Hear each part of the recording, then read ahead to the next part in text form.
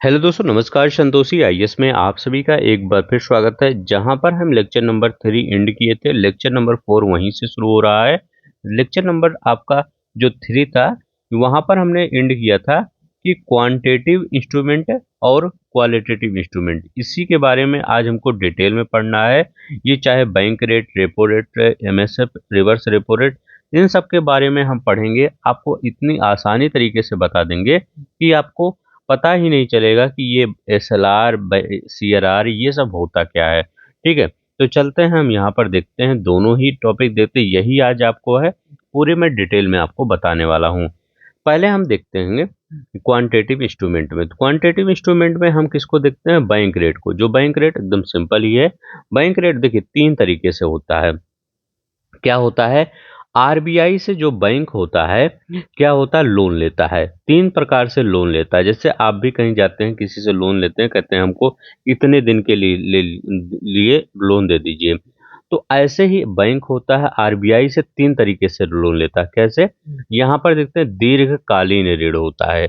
दीर्घकालीन मतलब जो 28 दिन से ज्यादा का लोन लिया जाता है, वो क्या होता है? बैंक रेट होता है। और एक होता है शॉर्ट टर्म। यहाँ पर क्या है? 28 दिन से ज्यादा। अब 28 दिन से ज्यादा मतलब कितने भी समय के लिए। जैसे आप सब नहीं लेते, 1 साल के लिए, 2 साल के लिए, ऐसे नहीं लोन लिया जाता है। अब यहाँ पर देखिए, रेपो रेट क्या होता है? रेपो रेट क्या होता है? शॉर्ट टर्म के लिए लिया जाता है। अभी हम सबके बताएंगे रेपो रेट होता क्या है। पहले हम इसका टाइम पीरियड बता रहे हैं। तो ये शॉर्ट टर्म के लिए क्या होता है? लोन लिया जाता है। शॉर्ट टर्म का मतलब क्या होता है? आपका लगभग 28 दिन से कम, मतलब 14 दिन, 15 दिन, 20 दिन, इतने दिन के लिए आपका आरबीआई से बैंक लोन लोन लेता है। तो ये हुआ, ये क्या हुआ? रेपो रेट हुआ। अब देखिए यहाँ पर एमएस पे क्या होता है? एक रात के लिए। अभी हम यहाँ पर टर्म बता रहे हैं, अभी सब कुछ हम एक्सप्लेन करेंगे।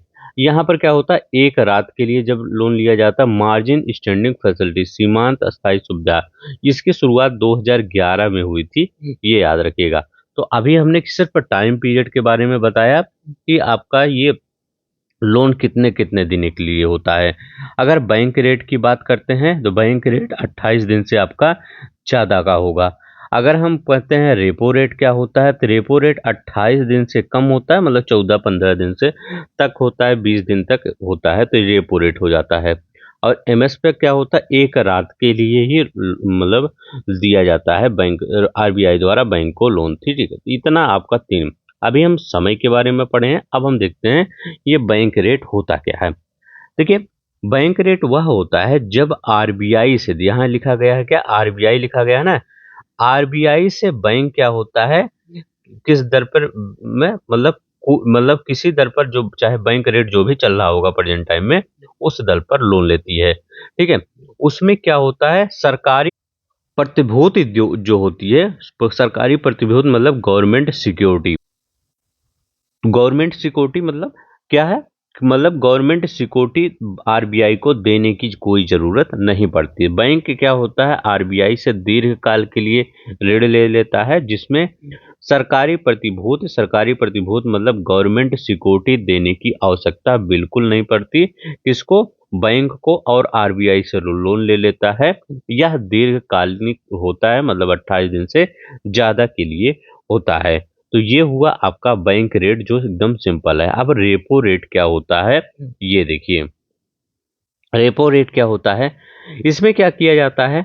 आरबीआई क्या होता है? बैंक को क्या होता है?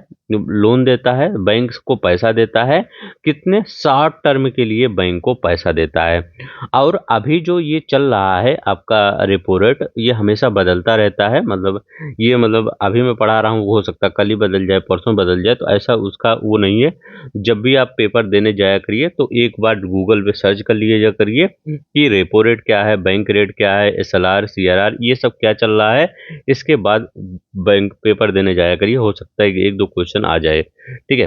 तो मान लीजिए 6.5% पर, और इसमें क्या होता है, सरकारी प्रतिबोध गवर्नमेंट सिक्योरिटी की आवश्यकता होती है। बैंकों को क्या करना पड़ता है, आरबीआई के पास एक गवर्नमेंट सिक्योरिटी रखनी पड़ती है, क्योंकि ये शॉर्ट टर्म के लिए लोन दिया जा रहा है।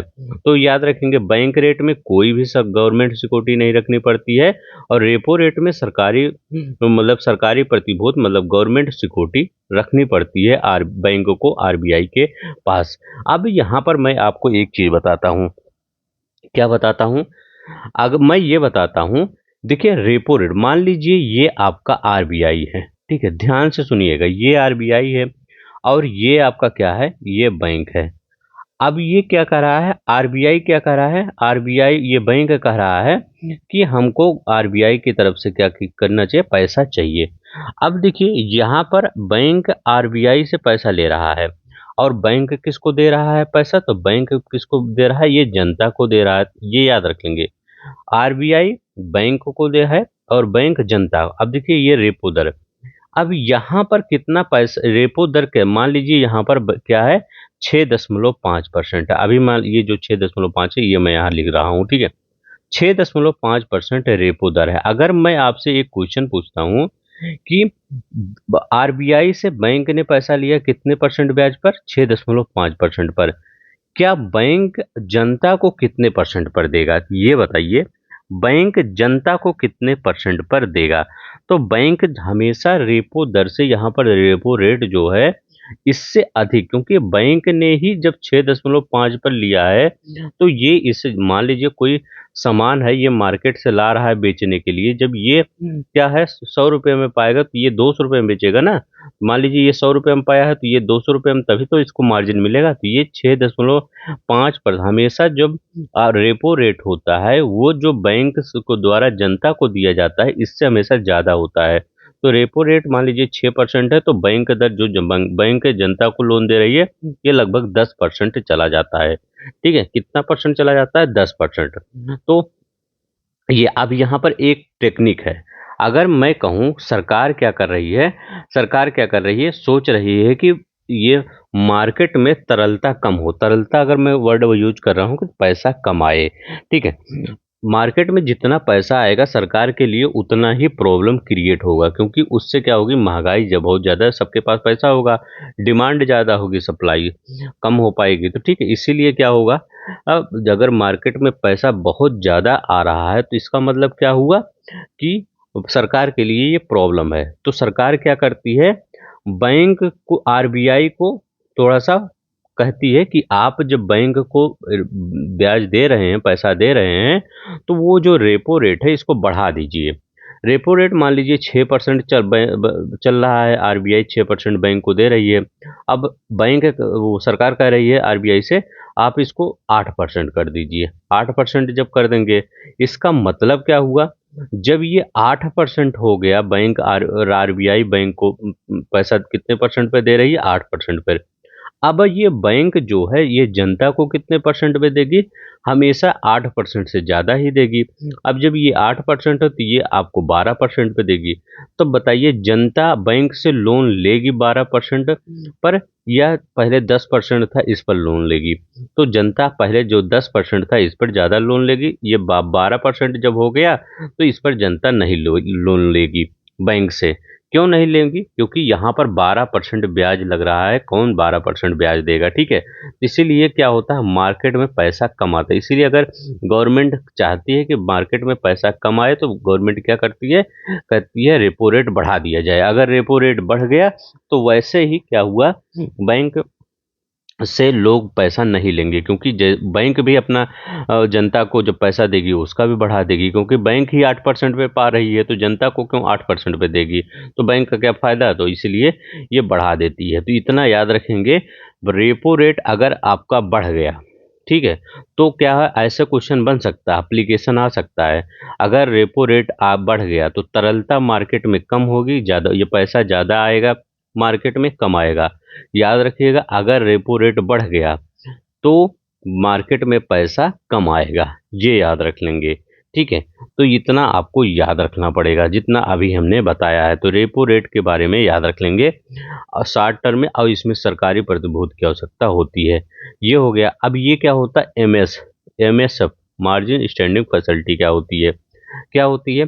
जब बैंक को किसी इमरजेंसी कोई पड़ता है, जिसको पैसा आरबीआई से लेना पड़ता है एक रात के लिए, हमेशा क्या होता है, ये याद रखिएगा, रेपो रेट से ज़्यादा हमेशा ये होता है 6.7, मतलब ये इसका ज़्यादा ब्याज देना पड़ता है। तो 6.7% पर ये ज़्यादा, मतलब एमएसएफ हमेशा रेपो रेट से ज़्यादा होता है, इतना ये याद रखें, क्योंकि ये इमरजेंसी पीरियड के लिए ही होता है। कोई चीज़ इमरजेंसी में, कोई चीज़ अभी, कोई चीज़ आप लाई लेकर जाइए, मतलब मार्केट में जाइए, इमरजेंसी में खरीदिए तो वो आपको महंगा ही पड़ेगा। ठीक है, जैसे आप ये प्लेन का टिकट बुक करते हैं, इमरजेंसी में बुक करेंगे महंगा पड़ेगा, और कुछ दिन पहले बुक करेंगे तो सस्ता पड़ेगा। तो ये हमेशा याद रखेंगे, मार्जिन स्टैंडिंग फैसिलिटी हमेशा रेपो रेट से ज़्यादा होती है। अब देखिए इसकी शुरुआत कब हुई थी, 2011 में शुरुआत हुई थी। इसमें सरकारी प्रतिभूति की आवश्यकता होती है, ये याद रखेंगे। किसकी आवश्यकता होती है? सरकारी प्रतिभूति की आवश्यकता होती है। अब हम देखते हैं रिवर्स रेपो रेट। अभी हमने क्या किया, रेपो रेट बता दिया। रेपो रेट में हमने क्या बताया कि आरबीआई से क्या किया जाता है, आरबीआई से कौन पैसा लेता है? बैंक लेता है। ठीक है, फिर बैंक इसको दे देता है, जनता को दे देती है। अब हम क्या कर रहे हैं कि जो अभी हम आरबीआई से बैंक, रेपो रेट हो गया। अब हम ये रिवर्स यहाँ लिखा गया ना, वर्ड लिखिए, देखिए रिवर्स यहाँ लिखा गया है। रिवर्स मतलब बैंक क्या होगा, आरबीआई को पैसा दे रहा है। ठीक है, इसी को विपरीत अब यहाँ लिखा गया, देखिए हमने तीर भी बना दिया। बैंक क्या है, आरबीआई को पैसा दे रहा है। यहाँ 3.3% है। अब ये कैसे हुआ, देखिए जब हम यहाँ पर लिखे थे कि रेपो रेट मतलब बैंक, आरबीआई से कौन पैसा ले रहा है, बैंक। अब यहाँ पर आप आरबीआई को पैसे की ज़रूरत नहीं है। यहाँ पर आप जो यहाँ रिवर्स रेपो रेट में जो बैंक दे रहा है आरबीआई को पैसे की ज़रूरत नहीं है, तब भी ये क्या कर रहा है, बैंक इसको दे रहा है। तो इसीलिए जब देखिए किसी को अगर मैं कहूँ आप पैसा ले लीजिए, ठीक है, आप कह रहे मुझे कोई ज़रूरत नहीं, मैं कहा अरे रख लीजिए, ठीक है, नहीं कह रहे, आप करें नहीं मुझे कोई ज़रूरत नहीं है, हम कहे अरे वैसे 1% पैसा दे, मतलब ब्याज दीजिएगा तब भी रख लीजिए, अपना खर्चा वर्चा चलाइए, 1-2 साल में दीजिएगा जब मन कहेगा। तो यही है, आरबीआई को पैसे की ज़रूरत नहीं है, लेकिन बैंक के पास इतना ज़्यादा कैश आ गया है कि वो आरबीआई को दे रही है। तो इसी को कहते हैं विपरीत रेपो दर। अब देखिए वहाँ पर रेपो दर में बैंक को आरबीआई से ज़रूरत थी, लेकिन यहाँ पर आरबीआई को बैंक की ज़रूरत नहीं है, इसीलिए ये हमेशा कम होता है। ये याद रखेंगे, रेपो रेट हमेशा रिवर्स रेपो रेट से अधिक होता है, या कह सकते हैं रेपो रेट से रिवर्स रेपो रेट हमेशा कम होता है। ठीक है, तो विपरीत रेपो दर हमेशा कम होता है। क्यों? ऐसे ही दिमाग लगा लीजिए, ये जरूरत नहीं है आरबीआई को, तब भी क्या होता है 3.35% पर ये आरबीआई दे देता है बैंकों की, इनका भी काम चलता रहे। ठीक है, 3.35, ठीक है। और इसमें क्या होता है, आरबीआई बैंक को सरकारी प्रतिभूति, ठीक है, देता है। तो ये याद रखिए, इसकी शुरुआत 1996 में हुई, ये याद रख लेंगे। कब हुई? 1996 में। तो इसमें यही याद रख लेंगे, वहाँ पर एप्लीकेशन मतलब स्टेटमेंट के फॉर्म में आ सकता है कि रिवर्स रेपो रेट हमेशा रेपो रेट से अधिक होता है, तो ये गलत होगा। रिवर्स रेपो रेट हमेशा क्या होता है, रेपो रेट से कम होता है। ये याद रखिए, ये कम होता है वो ज़्यादा होता है, क्योंकि यहाँ पर आरबीआई को, आरबीआई मांग नहीं रहा है, लेकिन ये सब करें आप पैसा इतना रख लीजिए। ठीक है, अब देखिए एसडीएफ क्या होता है, एसडीएफ क्या होता है, रिवर्स रेपो रेट का ये भाई होता है। अब देखिए यहाँ पर तो क्या है, 3.3% पर ब्याज मिल रहा है बैंक को, लेकिन यहाँ पर क्या हुआ, जो बैंक क्या होता है आरबीआई को पैसा दे रहा है, उसमें क्या होता है, आरबीआई ब्याज देगा लेकिन सिक्योरिटी नहीं देगी। यहाँ हमने क्या किया है, गवर्नमेंट सिक्योरिटी देती है बैंक को कि आप गवर्नमेंट सिक्योरिटी रख लीजिए, लेकिन यहाँ पर कोई गवर्नमेंट सिक्योरिटी नहीं देगी। सिर्फ एसडीएफ और रिवर्स रेपो रेट में यही अंतर है, बस और कुछ नहीं। एसडीएफ कब लॉन्च किया गया था? 2018 के बजट में इंट्रोड्यूस किया गया था। इसका प्रारंभ कब हुआ? 2022 में। तो पूछ सकता है कि ये एसडीएफ कब लॉन्च किया गया? 2018 के बजट में, और इसका प्रारंभ कब हुआ था? 22 में। यहाँ पर एचडीएफ में जो बैंक होता है आरबीआई को देता है पैसा, उस पर ब्याज तो देगा, लेकिन कोई सिक्योरिटी, यहाँ नीचे सिक्योरिटी है, सिक्योरिटी से कोई मतलब नहीं होता एचडीएफ में। स्टैंडिंग डिपॉजिट फैसिलिटी, स्थायी जमा सुविधा।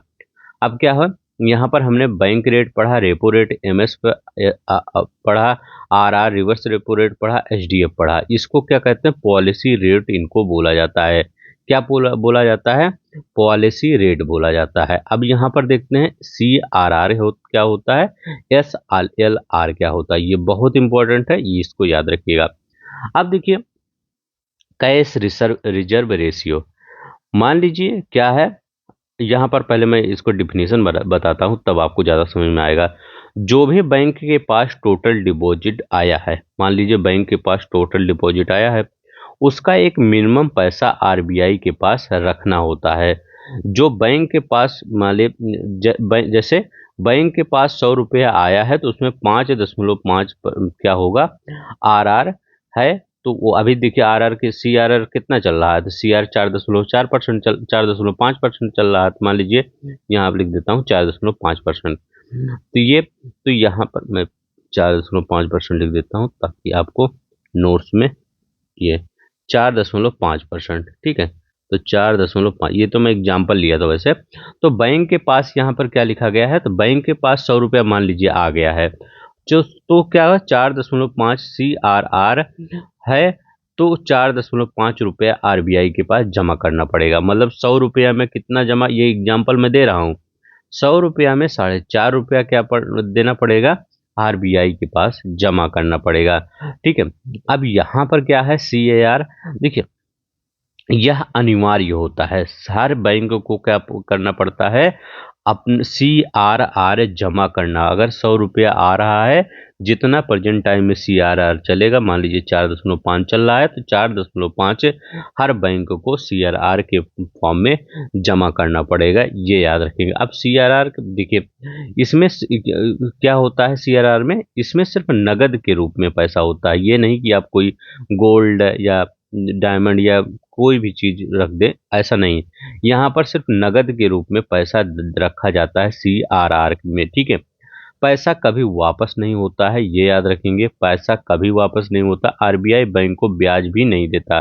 आरबीआई जैसे 4.5% रुपये, 4.100 रुपये में 4 रुपया रख दिए, तो उस पर आरबीआई आपको बैंक को ब्याज नहीं देगा, ठीक है। तो ये याद रखिए। मान लीजिए आपके पास 100 रुपया है, आप, मैं कह रहा हूँ मुझे 4 रुपया दे दीजिए, 4 रुपया आपने दे दिया, मैं कहा आप भूल जाइए, ठीक है, और कैश में दीजिए 4 रुपया, ठीक है, मुझे कैश में चाहिए, नगद के रूप में। ये देखिए निकलेगा ना, कैश रिजर्व रेशियो, और आप भूल जाइए ना, मैं उसको ब्याज दूंगा ना कुछ दूंगा। तो वही क्या होता है, सी आर आर। अब देखिए इसको क्यों लाया गया कॉन्सेप्ट को, क्योंकि कई बैंक होते हैं वो क्या करते हैं, भाग जाते हैं।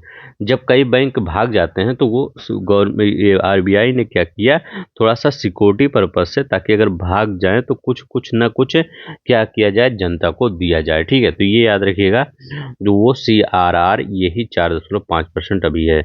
अब यहाँ पर देखिए एस एल आर क्या होता है। अब देखिए 100 रुपये में क्या हुआ, 100 रुपया है, 4.5 क्या दे दिया गया, किसको दे दिया गया, आरबीआई को दे दिया गया। अब यहाँ पर जो एस एल आर हो रहा है, एस एल आर अभी 18% लगभग चल रहा है, ठीक है। ये हमेशा चेंज होता रहता है, ये मत सोचिएगा कि यहाँ पर 18 है वहाँ पर कुछ और है। ये मैं कह रहा हूँ, ये अकल देखेंगे तब भी चेंज हो जाएगा, परसों देख जब, ये हमेशा सब चेंज होता रहता है, इसीलिए इस पर मत जाइएगा। अब एस एल आर क्या होता है, तो बैंक कहती है 100 रुपये में आप 18 रुपया अपने पास रखिए, 4.5 तो हमारे पास रखिए। आरबीआई कह रही है, यहाँ पर आरबीआई कह रही है 4.5, तो यहाँ सीआरआर में कि 4.5 रुपये हमारे पास रखिए। और आरबीआई कह रही है बैंक से कि आप 18 रुपया क्या करिए, अपने पास रखिए। 4.5 ये आरबीआई के पास है, और ये खुद के पास सेल्फ आप रखिए, ठीक है। तो ये याद रख लेंगे। अब इसको किस फॉर्म में रखा जा सकता है, कैश के रूप में, गवर्नमेंट बॉन्ड के रूप में, गोल्ड के रूप में, आदि के रूप में रखा जा सकता है। जैसे ये सीआरआर सिर्फ नगद के रूप में रखा जा सकता है, लेकिन ये कैश, गवर्नमेंट बॉन्ड, गोल्ड आदि के रूप में रखा जा सकता है। जैसे पब्लिक का 100 रुपया आया है, ठीक है, उसको बैंक में अपने रूप में, इसमें बैंक में जो पैसा आता है उसमें कुछ पैसा अपने पास रखना होता है बैंक को। ठीक है, तो एसएलआर में बैंक को खुद पैसा रखना पड़ता है। अभी 18% है, तो ये 18 मतलब क्या हुआ, लगभग 22 रुपये, 18×4 = 22, ₹22.5 क्या हुआ, ₹22.5 100 रुपये में से आरबीआई में बट गया और बैंक अपने रख लिया, उसको कहीं भी नहीं देना है। क्यों नहीं देना है? क्योंकि बहुत से बार होता है बैंक में पैसा कम पड़ जाता है, तो इसी 18% में से यूज कर सकते हैं। ठीक है, तो यही 18% जो होता है, बहुत बार प्रॉब्लम आती है, बैंक दिवालिया में आ जाता है, तो ये 18% ये जान लीजिए सिक्योरिटी टाइप होता है एक। ठीक है, तो सिक्योरिटी यहाँ पर ये याद रखिएगा इस यहाँ पर। ठीक है, तो ये एसएलआर क्या होता है, स्टैट्यूटरी लिक्विडिटी रेशियो होता है, वैधानिक तरलता अनुपात होता है। ये हो गया। अब देखिए ओपन मार्केट मार्केट ऑपरेशन क्या हो, मुक्त बाजार प्रचलन क्या होता है। यहाँ पर क्या होता है, बाइंग और selling government security between R bank और आरबीआई के बीच, जो गवर्नमेंट की सिक्योरिटी होती है उसको किसके किसके बीच बाइंग और सेलिंग होता है, तो वो बैंक और आरबीआई के बीच बाइंग और सेलिंग होता है। ये याद रख लेंगे, क्या, गवर्नमेंट सिक्योरिटी। ठीक है, अगर आपको समझ में आ रहा होगा तो प्लीज लाइक शेयर सब्सक्राइब कर दीजिएगा। इतना आसानी तरीके से मैं आपको बता रहा हूँ। अब देखिए यहाँ पर क्या होता है, एम आर मार्जिन रिक्वायरमेंट। अब देखिए क्वालिटेटिव इंस्ट्रूमेंट में हम पढ़ेंगे, इसमें हम क्या पढ़ते हैं ये ज़्यादा इंपॉर्टेंट नहीं है, और इसे मैं बता दे रहा हूँ जल्दी से। बैंक जो सिक्योरिटी लेकर आरबीआई के पास जाती है, क्या कर रहे हैं, बैंक जो सिक्योरिटी लेकर आरबीआई के पास जाती है उसमें कम आरबीआई लोन प्रोवाइड करता है। जो जैसे मान लीजिए क्या हुआ, ये बैंक ने 40 करोड़ का ये गवर्नमेंट सिक्योरिटी लेकर गया बैंक आरबीआई के पास, कहा हमको इसका लोन दे दीजिए, तो 40 करोड़ बैंक आरबीआई के पास से लेकर जाता है, उसमें आरबीआई को 30 करोड़ का ही लोन देता है, तो वही मार्जिन रिक्वायरमेंट होता है। ठीक है, 40 करोड़ लेके गए लेकिन 30 वो आपका 38 करोड़ का ही लोन दिया जाएगा, या 50 करोड़ लेकर गए आपका 45 करोड़ का ही लोन दिया जाएगा, तो वही होता है मार्जिन रिक्वायरमेंट। ठीक है, तो ये याद रखिएगा, पूरे का नहीं दिया जाता है। ठीक है, अब देखिए रोशनिंग ऑफ क्रेडिट। ठीक है, साखों या ऋण की राशनिंग क्या होती है, राशनिंग ऑफ क्रेडिट में अलग अलग सेक्टर को अलग अलग ऋण निर्धारित करने का कोटा राशनिंग ऑफ क्रेडिट कहलाता है। इसका मतलब क्या होता है, जैसे बोला जाता है कि कृषि सेक्टर को, जो कृषि सेक्टर है उसको कितना पैसा प्रोवाइड किया जाए, या आप इंफ्रास्ट्रक्चर सेक्टर है उसको कितना पैसा प्रोवाइड किया जाए। ठीक है, बहुत से ऐसे सेक्टर होते हैं, टर्सरी सेक्टर होता है, आपका कोई भी सेक्टर हुआ उसमें डिवाइड किया जाता है कि किसको कितना पैसा प्रोवाइड किया जाए, तो यही लिखा गया है। अलग अलग सेक्टर को अलग अलग ऋण निर्धारित करने का कोटा राशनिंग ऑफ क्रेडिट कहलाता है, ये याद रखिएगा। जैसे कुछ सेक्टर होते हैं उनको ज़्यादा पैसे की ज़रूरत पड़ती है, और कुछ सेक्टर जो होते हैं उनको कम पैसे की ज़रूरत पड़ती है, वही राशनिंग ऑफ क्रेडिट के तहत निर्धारित किया जाता है। कंज्यूमर क्रेडिट रेगुलेशन क्या होता है, उपभोक्ता ऋण न्यूनतम विनिमय, जो भी बैंक अपने ग्राहकों को ऋण देती है उसमें उससे related rule and regulation RBI बनाती है। तो ये याद रखिए, consumer credit regulation, consumer word याद रखिए, वैसे ही याद रखिए कंज्यूमर फोरम। तो जो बैंक होता है ग्राहकों को जो ऋण देती है, तो उसको पहले से ही आरबीआई उसको इसी तहत कंज्यूमर क्रेडिट रेगुलेशन के तहत बनाई रहती है, ताकि बैंक क्या करे, मनमानी ना कर सके, ये याद रख लेंगे। अब देखिए मोरल प्रेशर क्या होता है, आरबीआई कभी कभी बैंक को भावनात्मक रूप से कंट्रोल करता है, तो आरबीआई अगर ना हो तो बैंक अपनी मनमानी करने लगते हैं, इसलिए क्या आरबीआई करता है, कभी कभी भावनात्मक रूप से कंट्रोल करता है। बट अगर भावनात्मक रूप से कंट्रोल नहीं होते हैं तब क्या करता है, when bank do not follow the RBI guidelines then RBI impose some penalty। कभी कभी लाइसेंस भी क्या होता है, रद्द कर दिया जाता है, किसके द्वारा, आरबीआई के द्वारा, अगर क्या होता है, बैंक आरबीआई की बातें नहीं मानता है। ठीक है, तो ये याद रख लेंगे, उसके गाइडलाइंस को नहीं मानता है, किसके, आरबीआई के गाइडलाइंस को नहीं मानता है, तो उसको डायरेक्ट एक्शन इकोनॉमिक्स के फॉर्म में कहते हैं। मोरल प्रेशर याद रख लेंगे, ये कंज्यूमर क्रेडिट, रोशनिंग ऑफ क्रेडिट क्या होता है, अलग अलग सेक्टर को कितना पैसा मिलेगा और राशनिंग ऑफ क्रेडिट से डिसाइड होता है। मार्जिनल पैसा जितना लेके जाएंगे, 10 रुपये लेके जाएंगे तो 8 रुपये का लोन आपको मिलेगा, ये मार्जिन। ओपन मार्केट क्या होता है, जिसमें गवर्नमेंट सिक्योरिटी बैंक और आरबीआई आपस में क्रय विक्रय करते हैं, ये होता है ओपन मार्केट ऑपरेशन, मुक्त बाजार प्रचलन। ठीक है। एसएलआर क्या होता है, एसएलआर जो होता है, जो बैंक अपने पास कुछ पैसा 100 रुपये में, जितना 18 रुपये अभी चल रहा है तो 18 अपने पास रख लेती है। ठीक है, ये याद रख लेंगे। सीआर क्या होता है, जिसमें बैंक कुछ पैसा आरबीआई को जमा करने के देता है कि आप इसको रखे रहिए, हम ब्याज वोज नहीं लेंगे लेकिन आप अपने पास सुरक्षित रखे रहिए। ठीक है। एचडीएफ क्या होता है, इसमें जो अब बैंक आरबीआई को पैसा देता है लेकिन ब्याज तो देगा लेकिन सिक्योरिटी इसमें कोई नहीं होती है, याद रखेंगे। अब देखिए किसमें सिक्योरिटी होती है, जिसमें सिक्योरिटी होती है बैंक आरबीआई को पैसा देता है, रिवर्स रेपो रेट। ठीक है। एमएसएफ क्या होता है, एक रात के लिए जो लोन लिया जाता है, रेपो रेट जो शॉर्ट टर्म के लोन लिया जाता है। और बैंक रेट क्या होता है, दीर्घकालिक रेट, 28 दिन से ज्यादा जो होता है, इसमें सरकारी प्रतिभूति नहीं शामिल होता है। ठीक है, तो ये याद रख लेंगे। हर चीजें आज आपको बता दे, छोटे छोटे टर्म बहुत ज्यादा इंपॉर्टेंट होते हैं, 1 से 2 बार वीडियो देखेंगे पूरी तरह से आपको समझ में आ जाएगा। ठीक है, तो आज के लिए बस इतना ही। अगर आपको अच्छा लगेगा तो प्लीज लाइक शेयर सब्सक्राइब कर देंगे। जय हिंद, जय भारत।